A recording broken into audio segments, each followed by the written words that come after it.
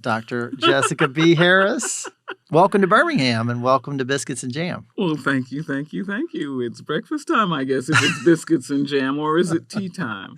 It's always breakfast time here okay.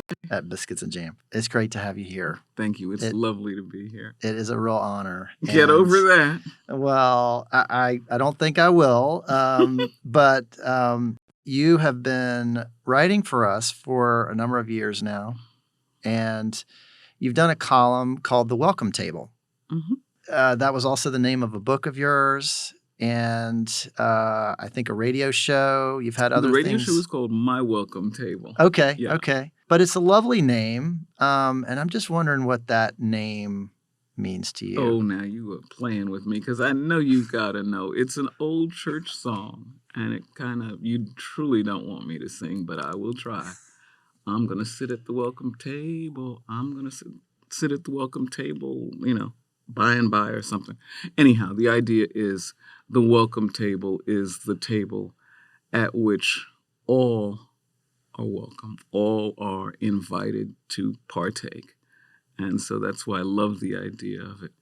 And tangentially, because it's his centennial, James Baldwin in Saint-Paul-de-Vence in the south of France called his outdoor dining table the welcome table. Oh, really? Absolutely. And you knew him? I did. And did you sit at that table? I sat at that welcome table. Oh, wow. So I have sat at the welcome table. Would this have been?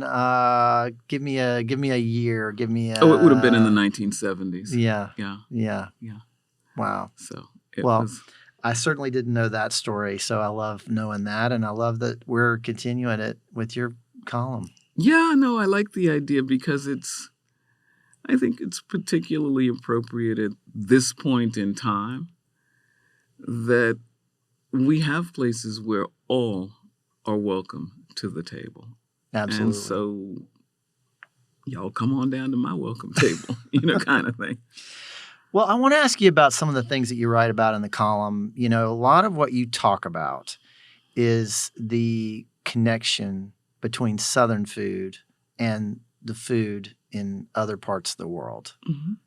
Tell me a little bit about that. I guess that's the trajectory of my life. That's kind of what I've done, and I didn't even realize it, but it may very well be what I was supposed to be doing. I am, many years ago, I was the first non-United Nations related child to go to the United Nations International School in New York. And what that meant was, as a very young child, and I'm talking pre-K through basically what would now be middle school, that entire block of time in that environment where my best friend at one grade was a Shivite Brahmin from what was then Madras, India. A person that calls me and I call her first friend because we were the first friends we can remember from kindergarten is a lady from Wales. So I grew up with an international world and with an international set of friends and eating in their houses as they did in mine, so that early on, I was having, shortbread cookies at, Jennifer and Susan's house and a curry at Chica's house and, just the kinds of food that other children my age and even my neighbors on the block weren't having. So I think that may have been the setup for it. Yeah. And then following that, I ended up being, in the 1970s, late 70s, travel editor for Essence magazine. Right. And with that, then I was traveling and, tasting, because what do you do when you travel? You eat. You think about eating. You want to know what's for dinner. So you get all of those things. And I think part of that is then what informed certainly my second book and possibly my first book, which came out, in the dark ages, slightly before it thundered for the flood. Well, you mentioned Essence magazine, and I think about what you must have experienced in that role. It must have opened so many doors for you. Was that the place where you really discovered your love, not only of food, but of writing about food and telling those stories? Well, I guess it is. What happened was, we're at Dot Dash Media, so there's an editorial calendar. And the editorial calendar, one year we were trying to figure out what to do to vary the travel column. And I was only travel editor for maybe 2 years, maximum 3. And what we decided to do was to do 1 month of travel alternating with 1 month of food, and it was a 12-month schedule. So for 6 months, I would go somewhere with a specific notion of tasting and writing about the food. Now, as the British say, stick a pen. That makes it sound as though I was working full-time at Essence. I was not. All of my writing career up till about 2018, when I retired from teaching, was my, as the kids say, side hustle. Yeah. Okay. So it was my side hustle. So I would get a school vacation and I'd get on plane and I'd, come back and write about it, get another school vacation, get on a plane. Exam week, they're taking exams. I don't have to proctor. I'm on a plane. It kind of worked like that. Well, it sounds like a pretty fun gig. I can't complain. I can't complain. What is it Frank Sinatra says? Regrets I have a few, but then again, too few to mention. Yeah. Well, Jessica, I want to talk about your connections to the South a little bit. So you grew up in New York. You've been in New York and Martha's Vineyard for most of your life. All of my life. Spent a lot of your time there. But you also have connections to the South through family. Actually, yes and no. Oh, okay. My mother was a Northerner. Yeah. My mother was born in Elizabeth, New Jersey, and raised in Plainfield, New Jersey. My father was born in Centerville, Tennessee. Well, outside of Centerville, Tennessee, in a little tiny town that no longer exists, and I suspect was a company town, a place called Napier, Tennessee. And they were the Napier iron mines, and I think he met, his father was probably involved in that in some kind of way that breaks my heart to think about. Mm-hmm. But my father had 2 older half-siblings, and he basically became a Northerner in his teen years because the mines closed down in the early, I think, 1920s or somewhere in the 20s. And he and his 2 younger siblings were brought to New York with their mother to buy the half-siblings. And so my dad did high school in New York. Yeah. And so I am not the child that came south on the train. Right. I didn't have relatives in the South, or we were not in touch with them. But I have very profound Southern roots. What I realized is that I grew up in kind of that great migration world. Mm-hmm. And I grew up in the world where the South was kind of preserved in amber. My grandmother, I'm old enough that I was just after World War II as a baby. And so my grandmother lived in the South Jamaica housing projects in Queens. And they had what in England would be called allotments. You got a little plot of land if you requested it. And I remember there was, a building, I think it might have been 5 stories. It wasn't tall. And then there were these sort of gardens between the buildings and the railroad tracks that would have been the Long Island Railroad. And my grandmother had one, and she grew peanuts, and she grew collards, and she did all sorts of things. I remember her. I think I remember her. When you get a certain age, you're not sure that what you remember is what you remember. But I think I remember her making lye soap on the back of the stove in her apartment. She made beaten biscuits, where you have to whack at the dough to deal with the gluten stuff. She wasn't a particularly great cook, but the biscuits were her. That was her thing. That was her thing. And so I grew up with the South in the North. Right. So that's kind of my Southern link in that sense. My other grandmother was from Virginia. Mm.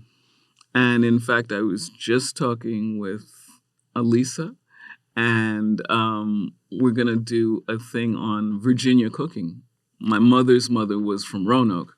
And that whole idea of the Virginia cooking that certainly Edna Lewis popularized, Yeah. or Edna Lewis let us know about in another kind of way.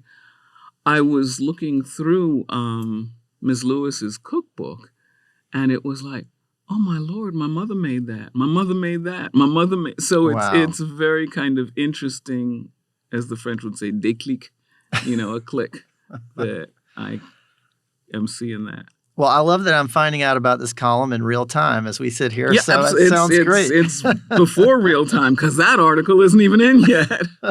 Jessica, when you think about the kitchen that you grew up in, what comes to mind? I mean, the physical space. What did it look like? What did it feel like? What was on the table?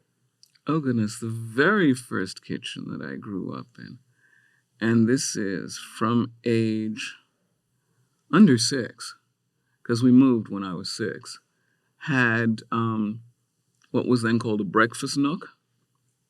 So there was, 2 little facing benches and a table. I remember that, possibly from having seen pictures of it. Mm-hmm. But I don't remember very much else about that kitchen. The second kitchen, and in my childhood, from birth till I went to college, my folks didn't move. So I've lived with my folks, I've lived in 2 houses. So that second house I vividly recall because, it had a blue sort of turquoise Formica counter with those little futuristic zoo designs in it kind of thing. It had, cabinets that kind of edged the window and went under the sink. It had a dishwasher, but it wasn't a built-in dishwasher. It was one you had to roll and hook up to the sink. And then it had, I can't call it a breakfast nook, but it had sort of like a divider. It was actually, I guess it was masonry or something, but that took the cooking part of the kitchen from the eating part of the kitchen. And that eating part of the kitchen was just a small table. I'm very nuclear family. I'm an only child, so it was mommy, daddy, and me. Mm-hmm. And we would have dinner in that section every night. And then on Sunday, we would decamp to the dining room and have Sunday breakfast and Sunday dinner at the dining room table. Right. But that informal kitchen table, which is now in my house in New Orleans. Oh, that's great. Oh, no, I throw nothing out, which is a big problem. But that table I have. Oh, that's great. Yeah. That's great. I want to ask you about your home in the South, which is New Orleans. Mm-hmm. You have a place there. You've spent a lot of time there over the years. Tell me about your connection to New Orleans. Oh, goodness. And it's interesting because I'm, at a point in time when I'm trying to decide. I'm single. I have no kids. There is no need for 3 houses that are crammed full of things. So the question becomes, what happens? But the New Orleans answer is quite simply because my soul sings there. Mm. New Orleans is kind of at the epicenter of a lot of what I do. I have, in lectures, kind of defined New Orleans for folks as the northernmost point in the Caribbean. Mm. I spent a lot of time in the Caribbean. New Orleans is not the American South. It was Roman Catholic. It had a whole different set of laws governing enslavement. It had a different kind of culture.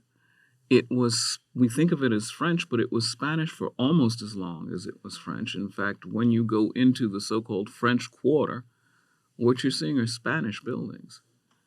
The Cabildo, on Jackson Square is the Spanish town hall. Yeah. So you get all of that and you don't think about it because we're so strongly connected with the French aspect of it. But what makes that fun is that you get all of those things. You get the nuances of the French and the Spanish, and you can see it in the food. You get the nuances of the French and the Spanish. And of course, I'm not mentioning the African, but that is the throbbing underpinning of everything in New Orleans. You know, I have a friend who has a T-shirt that some people regard as rude, but that I just think is brilliant. And it says, "Everything y'all love about this city, Black people did." So, I kind of like that because it's the music, it's the food, the it's the music, architecture, it's that ironwork. It's, it's like, hey, we take and deserve credit for it, Yeah. So there is all of that. But I love New Orleans. I got to figure this out. I want to ask you about someone who you had a close connection to, which was Leah Chase. I knew that was coming when I said that. Okay. Well, talk about a force of nature. And she had Dookie Chase for all those years, which was also not only an incredibly important restaurant just for the food, but also as a center of it was the civil rights movement. Pivot point for the community, and still is a pivot point for the community. Mrs. Chase, who I called Aunt Leah. Let me start with that story. Mrs. Chase was born on January 6th. She's a Capricorn. Mm. My mother was born on January 18th. She, too, was a Capricorn. I, at some point in time, I think fairly early on, introduced my mother to Mrs. Chase, and they got on like a house on fire. And when my mother died, I was, bereft, as I said, only child, no mother, no father, no husband, no kids, no siblings. I remember going to Mrs. Chase, and she took a look at me and said, "Jessica, I've decided I'm going to take you on." And it's like, okay. And from that day until the day she died, I called her Aunt Leah. And her family has been extraordinarily generous with me. They have accepted me as a kind of distant aunt. I am in touch with Stella. I was in touch with Edgar, who just died suddenly and sadly. I am in touch with the grandchildren and the great-grandchildren. I spoke at her memorial.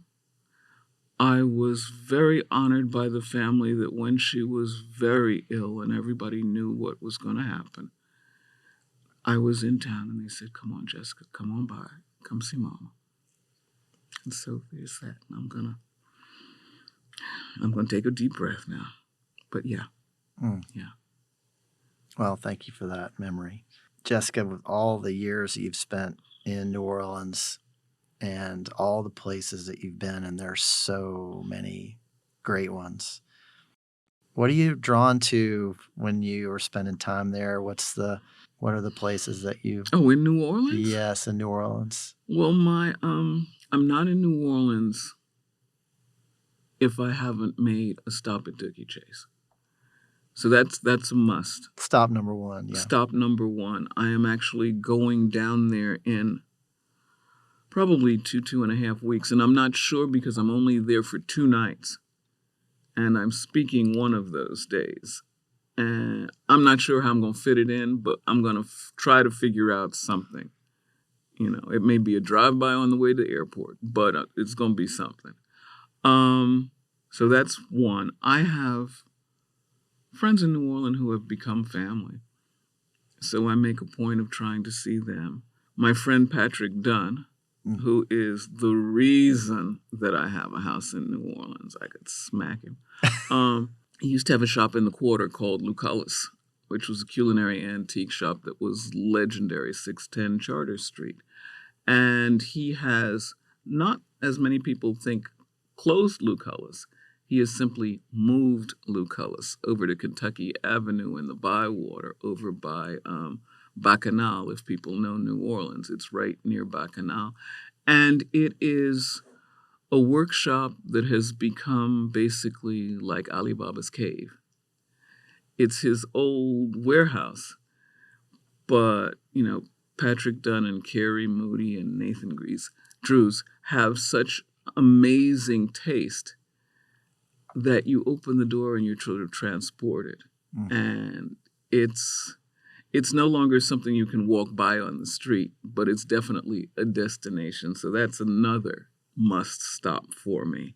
I do a food forum, an annual food forum with the Historic New Orleans collection. And so, I got to stop at the collection and wave at folks and see people there and shop at their incredible gift shop. I have a very soft spot for Donald Link's Elbe Saint. And so if I'm there for more than 2 or 3 nights, I'm definitely having a meal there. I'll get in trouble if I start naming restaurants, so I don't want to do that. But those are some of the musts. You might need to add a couple days to your next trip. That's the whole point, theoretically, of having a house there. But you don't need a kitchen if you're eating out all the time. Yeah. Jessica, I would be remiss if I didn't ask you about High on the Hog, the Netflix documentary that came out a couple of years ago based on your book of the same name. It was a remarkable series, and it was seen by a lot of people. I don't know how many, but quite a few. What was the most gratifying aspect of doing that show? Oh, goodness. I would think the most gratifying thing was that it happened at all. The bottom line is the book had been in print for about a decade when the show was made. Karis Jagger, now have 1 degree of separation from Mick, and Fabienne Toback were just extraordinary in their pursuit of making the book a show. And they were relentless like a juggernaut. They were just amazing. They got, I'm going to blank on a name, and that's not a good thing, Roger Ross Williams, who is actually an Oscar-winning documentarian. They got him on board, and then once the 3 of them, my 3 graces, if you will, got together and pushed and moved and struggled and fought to get that show to Netflix. And they did, and I will forever be grateful. Well, I can't recommend it enough to folks who haven't seen it. It's a really remarkable bit of storytelling and something that I don't think has ever really been done, certainly not that way. I saw in an interview where you were talking about the notion of Southern hospitality and how that actually derives from the African continent and not from Europe, which I think is quite something that possibly, yeah. So that's not something I've heard before, but it makes a lot of sense to me. Talk to me about that. Well, do you remember Miss Manners?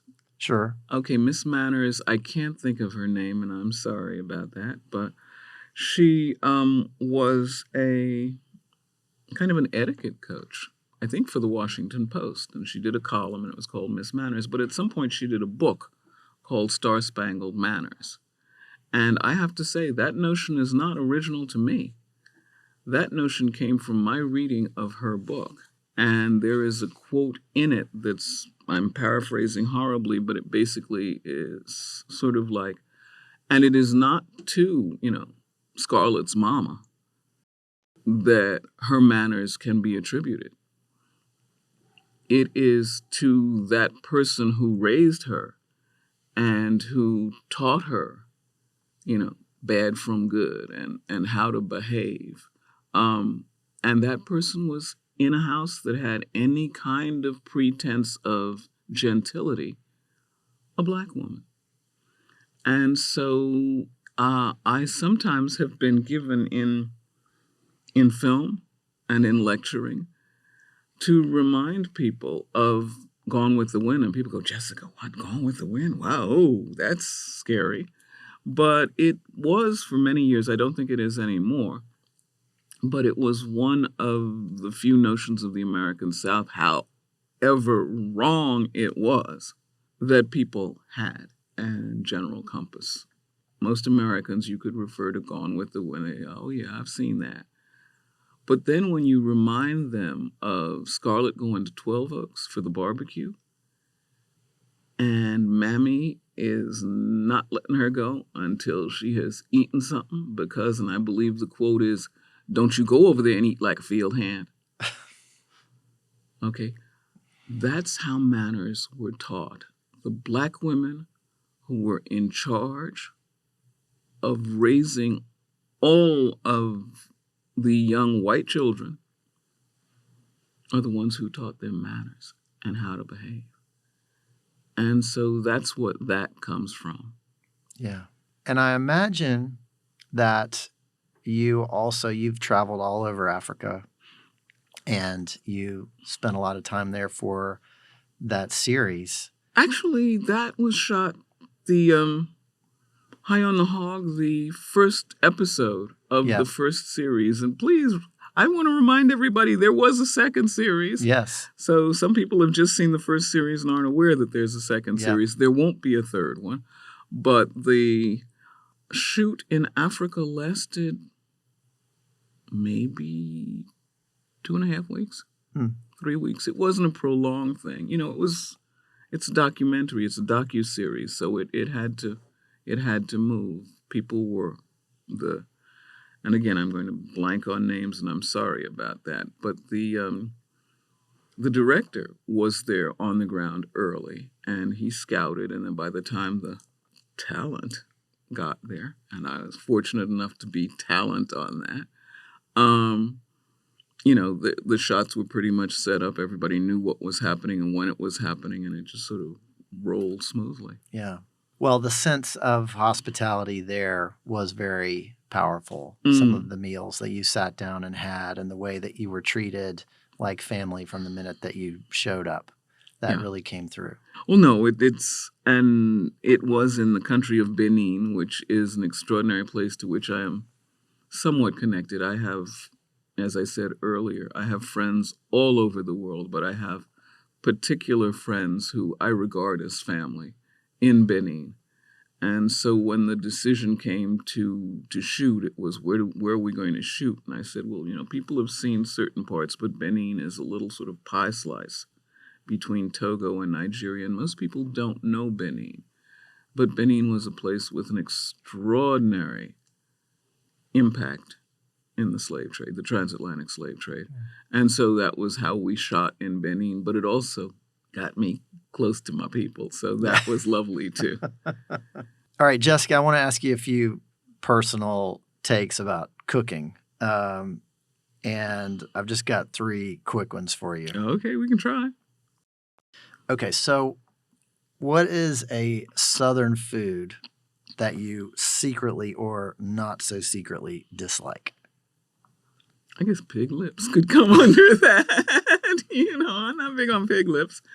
I don't know, the totemic ones. I mean, okra, I think everybody knows now, is on my business card. So that's the one most people would probably go for. But I adore it. You know, there is a slime point at which is like it, but maybe not quite that mucilaginous. You know, field peas, love them. Corn, tomatoes, most kinds of pig meat other than the lips. Yeah. I can do the feet. And I probably can do the lips if they're in sauce. I'm trying to think. Not many. Liver pudding probably. Okay. Liver pudding might go on that list. Pig lips and liver pudding. Mm-hmm. Okay, so what is something that people would be shocked to find in your fridge or your pantry? Oh, I got the answer to that one. My mother made the defining mac and cheese. Absolutely the defining mac and cheese, bar none. I don't eat too many people's mac and cheese because it's never going to be as good. And even if it is as good, I'm not going to admit it. So that's that. But when my mother died, in the back of her refrigerator, her freezer, was a little dish of mac and cheese. And my mother's been gone for 24 years. It's still in my freezer, and every holiday season, I risk ptomaine and death and scrape off a forkful. That is a very unique holiday tradition that I Well, have not heard before. I don't think you're going to hear again either. All right, one more.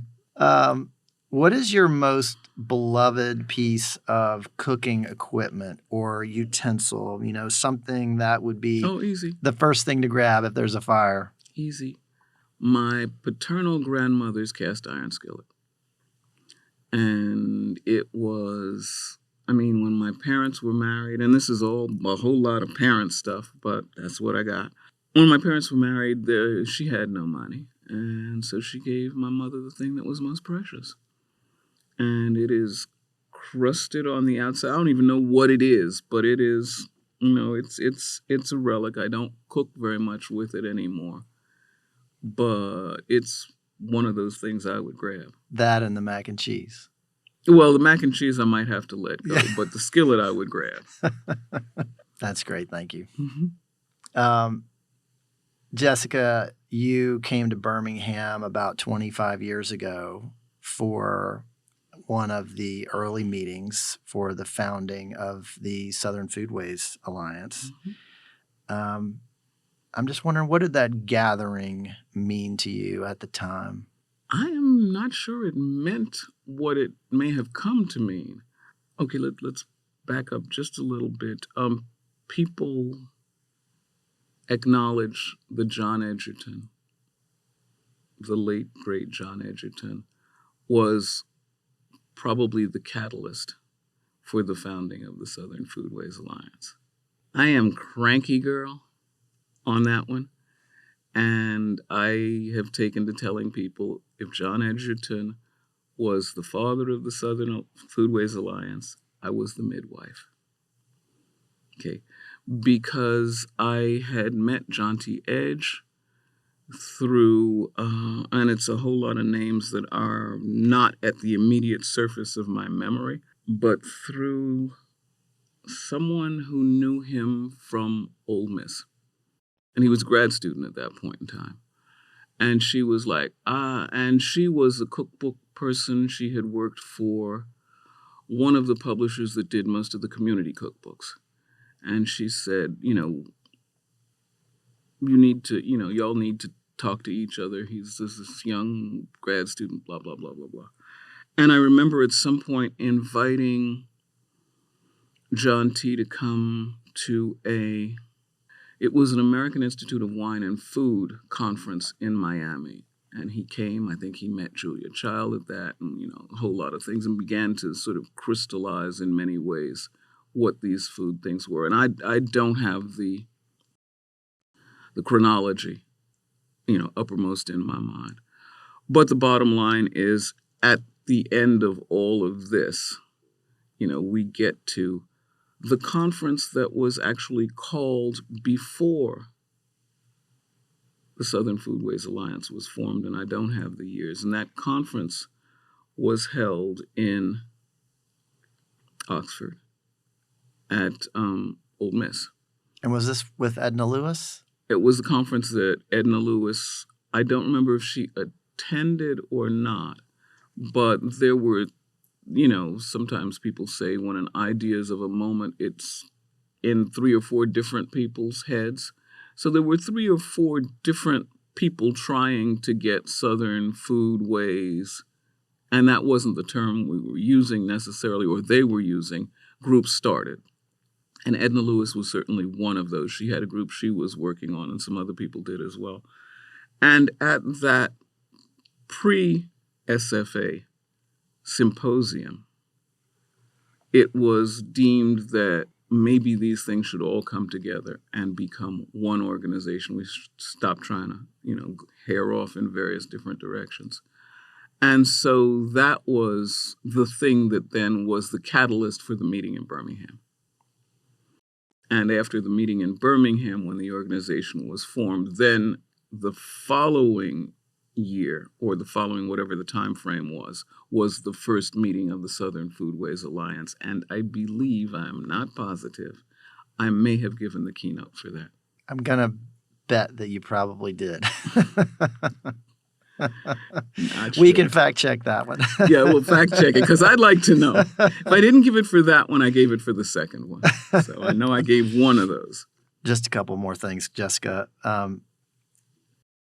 Jessica, you've been teaching for your whole career. You were a teacher at Queens College for 50 years. That would be 50.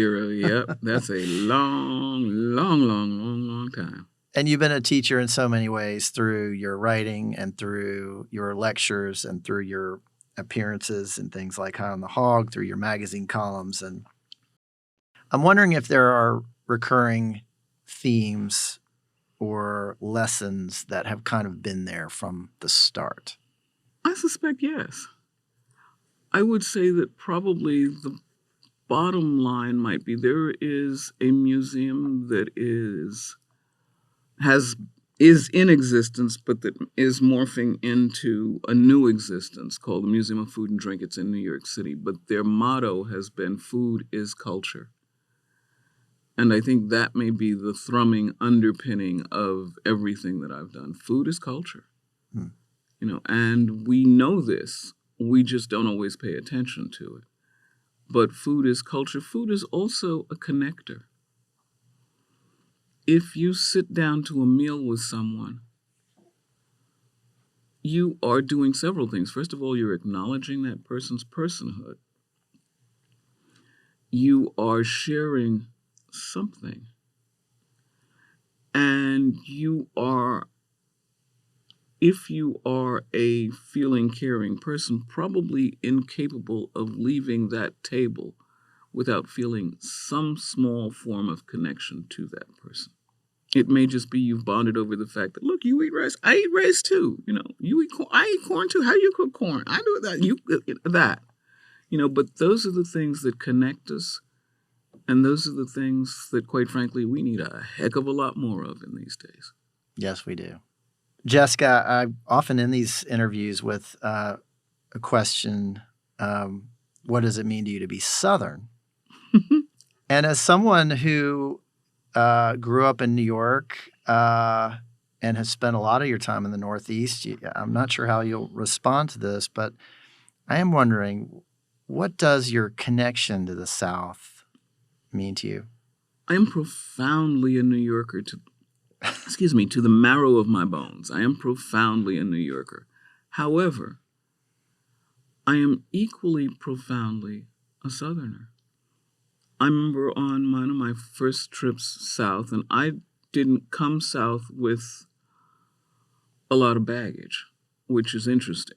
I grew up certainly at a point in time when I could have come south with trunk loads of stuff.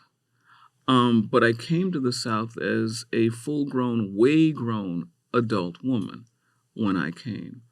And I remember that one of my friends, who happened to be white in the South, looked at me when I don't know, we'd gone out to lunch or whatever, and she looked at me, she said, "Damn, Jessica, you do Southern better than most Southerners." So I am Southern too. Dr. Jessica B. Harris, it's been an honor to have you on Biscuits and Jam. Thanks so much for doing it. Thank you.